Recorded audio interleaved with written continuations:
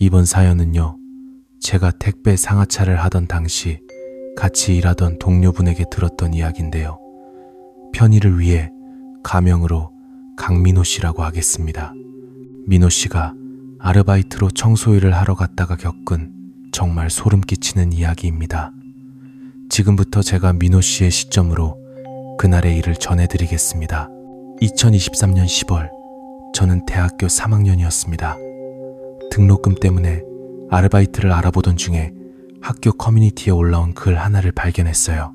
산속 건물, 청소 및 정리 작업, 3일 작업, 일당 20만원, 숙식 제공, 일당 20만원이라니 3일이면 60만원이었습니다.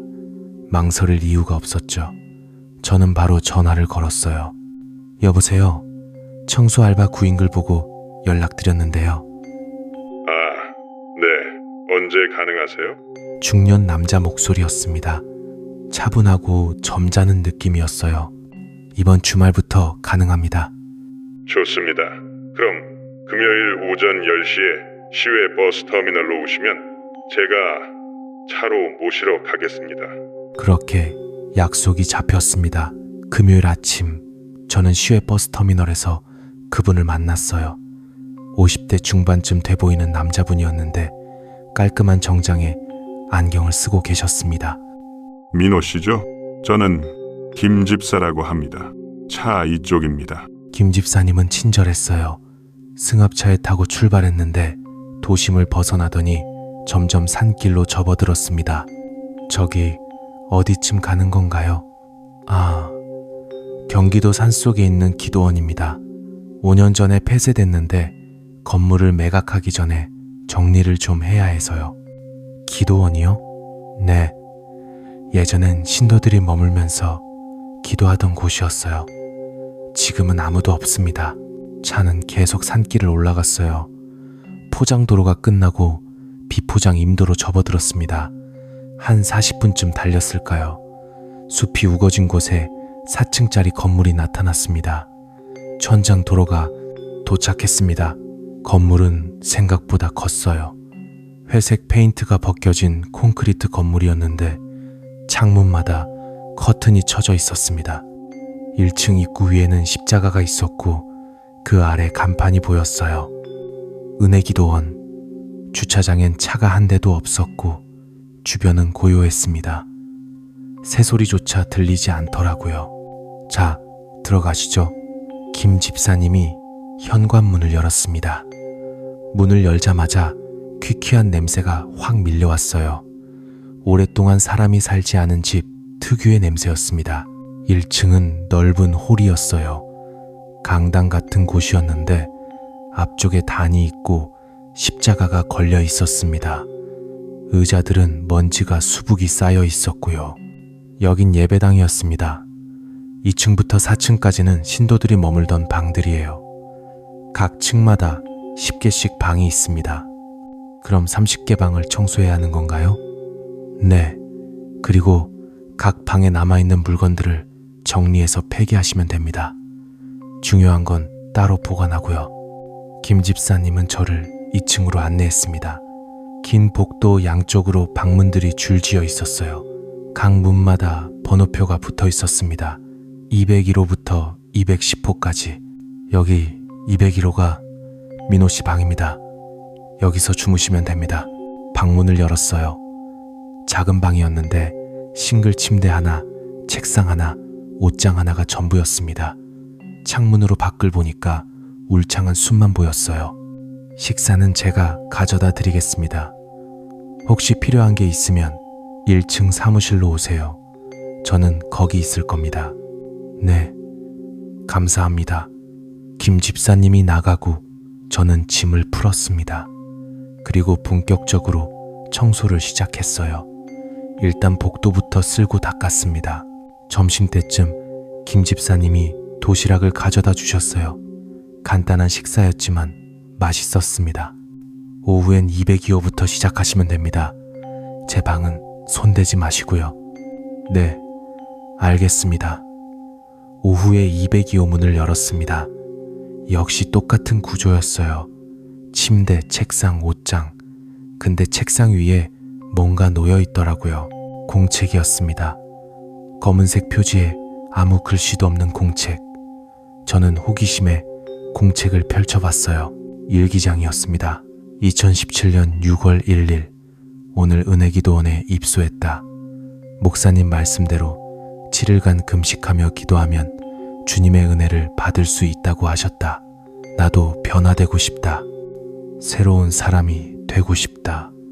2017년 6월 2일. 금식 2일째. 배가 고프지만 참을 만하다. 오늘 목사님께서 말씀하셨다. 육신의 욕구를 이겨야 영혼이 깨끗해진다. 맞는 말씀이다. 2017년 6월 3일. 금식 3일째. 온몸이 떨린다. 하지만 기도에 집중해야 한다. 다른 신도들도 모두 열심히 기도하고 있다. 나만 나약할 수 없다. 페이지를 넘기면서 계속 읽었어요. 날짜가 지날수록 글씨체가 흐트러지고 있었습니다. 2017년 6월 5일. 금식 5일째. 어지럽다.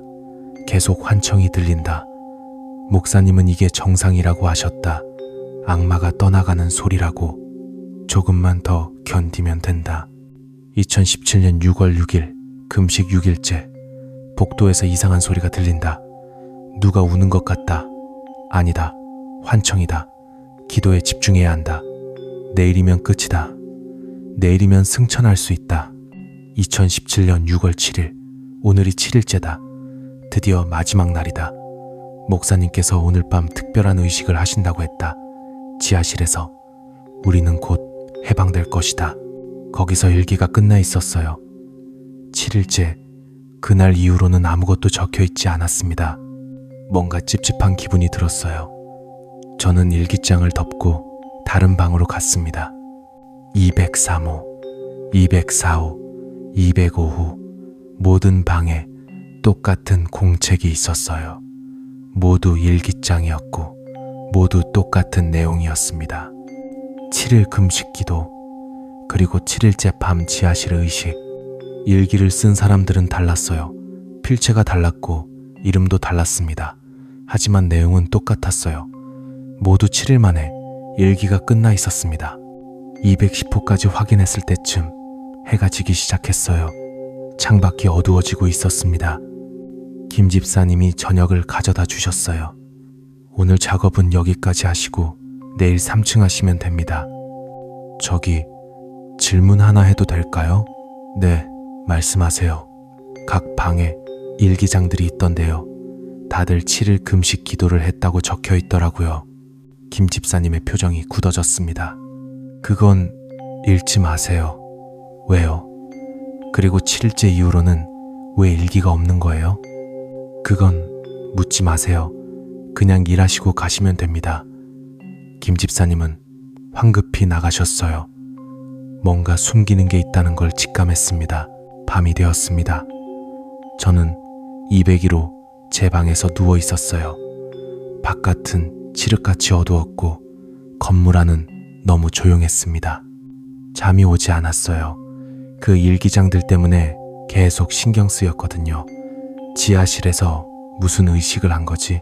그 사람들은 지금 어디에 있는 거지? 자정쯤 됐을 때였습니다. 복도에서 소리가 들렸어요. 쿵, 쿵, 쿵. 발소리였습니다. 누군가 복도를 걷고 있었어요. 김 집사님인가? 하지만 1층 사무실에서 주무신다고 하셨는데 저는 조심스럽게 방문을 열고 복도를 내다봤습니다. 아무도 없었어요. 복도는 텅 비어 있었습니다. 하지만 발소리는 계속 들렸어요. 위층에서 들리는 것 같았습니다. 3층이었어요. 저는 계단을 올라갔습니다. 3층 복도에 도착했을 때 발소리가 멈췄어요. 대신 다른 소리가 들렸습니다. 기도 소리였어요. 주여, 저희를 불쌍히 여기소서. 주여, 저희를 구원하소서. 여러 사람의 목소리가 겹쳐서 들렸습니다. 남자도 있고 여자도 있었어요. 나이 많은 사람, 젊은 사람 모두 섞여 있었습니다. 소리는 301호에서 나고 있었어요. 저는 떨리는 손으로 문 손잡이를 잡았습니다. 문을 열었어요. 방 안에는 아무도 없었습니다. 하지만 기도 소리는 계속 들렸어요. 방 안에서 사방에서 울려 퍼지고 있었습니다. 책상 위에 또 일기장이 있었어요. 저는 일기장을 집어들고 마지막 페이지를 펼쳤습니다. 2018년 3월 7일. 오늘이 7일째다. 드디어 끝이다. 목사님께서 지하실로 오라고 하셨다. 우리는 곧 승천한다. 곧 자유로워진다. 주여 감사합니다. 그 아래 작은 글씨로 뭔가 휘갈겨 쓴 게 있었어요. 안 돼. 여기서 나가야 해. 목사님이 이상해.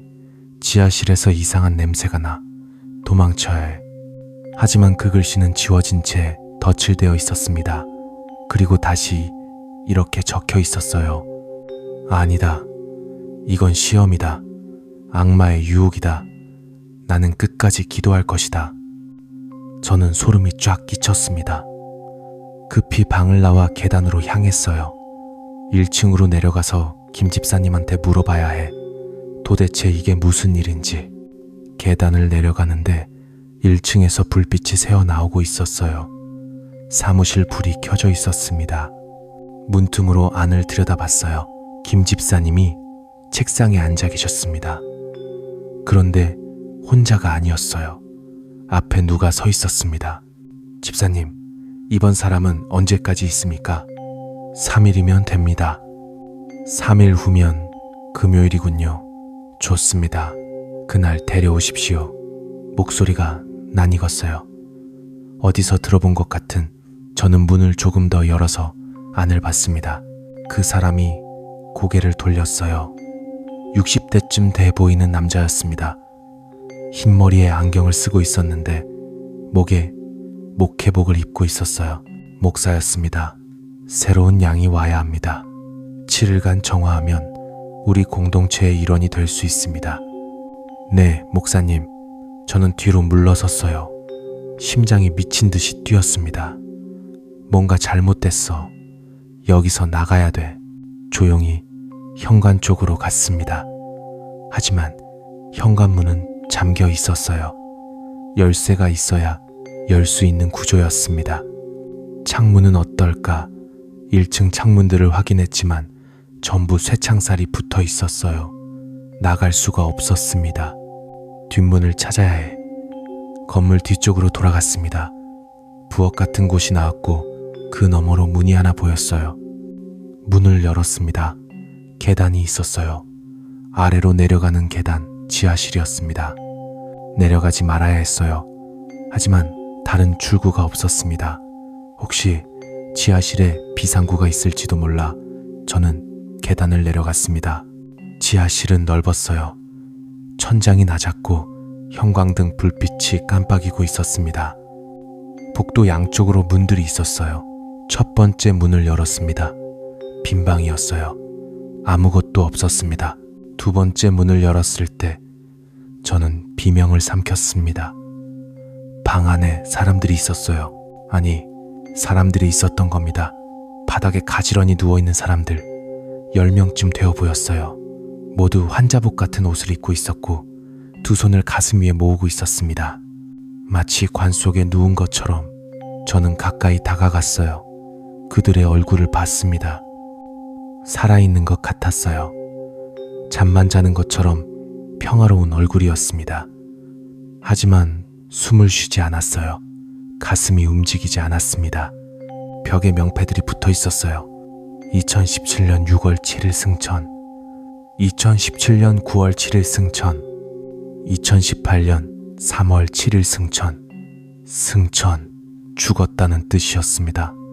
7일 금식 기도 끝에 그들은 이곳 지하실로 와서 죽은 겁니다. 아니, 죽임을 당한 거였어요. 세 번째 방을 열었을 때는 더 많은 사람들이 있었습니다. 20명도 넘어 보였어요. 모두 똑같은 자세로 누워 있었습니다. 네 번째 방, 다섯 번째 방, 모든 방에 시신들이 있었어요. 수십 구, 어쩌면 100구가 넘을지도 몰랐습니다. 이 기도원에서 죽은 사람들, 금식으로 약해진 상태에서 목사의 말만 믿고 따라온 사람들, 그리고 영원히 이곳에 남게 된 사람들. 보셨군요. 뒤에서 목소리가 들렸습니다. 김 집사님이었어요. 왜 이런 짓을 하는 겁니까? 저는 떨리는 목소리로 물었습니다. 이건 짓이 아닙니다. 구원입니다. 김 집사님이 천천히 다가왔어요. 목사님께서는 진정한 신앙을 가르치십니다. 육신을 버리고 영혼만 남는 것, 그것이 진정한 승천입니다. 미쳤어요. 이건 살인이에요. 아닙니다. 그들은 스스로 원했습니다. 7일간 기도하고 마지막 날 이곳에 와서 평화롭게 잠드는 것을 고통도 없었습니다. 목사님께서 특별한 음료를 주시거든요. 마시면 편안하게 잠이 듭니다. 독약이었던 겁니다. 당신도 그렇게 할 생각이었군요. 저한테도. 3일 후 당신도 우리 공동체의 일원이 됩니다. 걱정 마세요.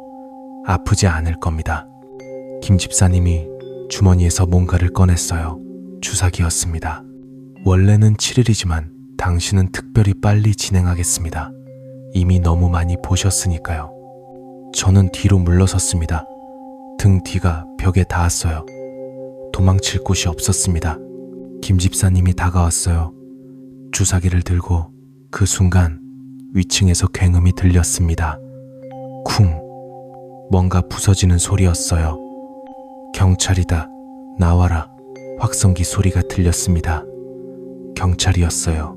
김 집사님의 얼굴이 일그러졌습니다. 어떻게?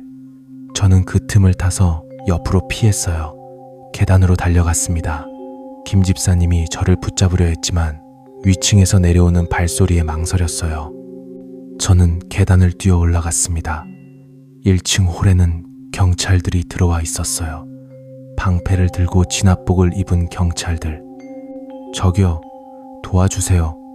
지하실에 시체들이 있어요. 경찰들이 저를 보호했고 일부는 지하실로 내려갔습니다. 얼마 후 김 집사님과 목사가 수갑을 찬 채 끌려 나왔어요. 저들이 다 원한 일입니다. 저들이 구원받기를 원했어요. 목사가 소리쳤지만 아무도 듣지 않았습니다. 나중에 알고 보니 제가 학교 커뮤니티에서 본 그 구인글을 다른 학생도 봤대요. 그 학생은 수상해서 경찰에 신고했고 경찰이 조사하던 중 이 기도원의 과거 실종 신고 기록들을 발견한 거였습니다. 저는 정말 운이 좋았어요. 하루만 늦었어도 저도 지하실에 누워 있었을 겁니다. 언론에서는 큰 사건으로 다뤄졌습니다. 사이비 기도원 집단 살인 사건. 지하실에서 발견된 시신은 총 87구였어요. 모두 2015년부터 2023년 사이에 실종된 사람들이었습니다. 목사는 무기징역을 선고받았고 김 집사를 비롯한 공범들도 모두 처벌받았습니다. 하지만 저는 아직도 그날 밤을 잊을 수가 없어요. 지하실에 누워있던 그 사람들의 얼굴, 평화로워 보였지만 사실은 속아서 죽임을 당한 사람들, 그리고 각 방에 남아있던 일기장들, 7일간의 기록. 처음엔 희망에 찬 글씨였다가 점점 흐트러지고 마지막엔 악필로 변해가는 글씨들. 오늘이 7일째입니다. 드디어 승천할 수 있습니다. 그들은 진심으로 믿었던 겁니다. 자신들이 구원받는다고, 더 나은 곳으로 간다고. 가끔 생각합니다. 만약 경찰이 오지 않았다면 저도 3일 후 그 지하실에 누워 있었을까? 저도 2023년 10월 승천이라는 명패를 달고 있었을까? 은혜 기도원은 지금 철거됐습니다. 그 자리엔 아무것도 남아있지 않아요. 하지만 제 기억 속엔 아직도 그 건물이 서 있습니다. 4층짜리 회색 건물, 각 방마다 남겨진 일기장들, 그리고 지하실에 가지런히 누워있던 사람들. 오늘도 어딘가에선 누군가 7일간의 기도를 시작하고 있을지도 모릅니다. 구원을 바라며 승천을 꿈꾸며 그 끝에 무엇이 기다리고 있는지도 모른 채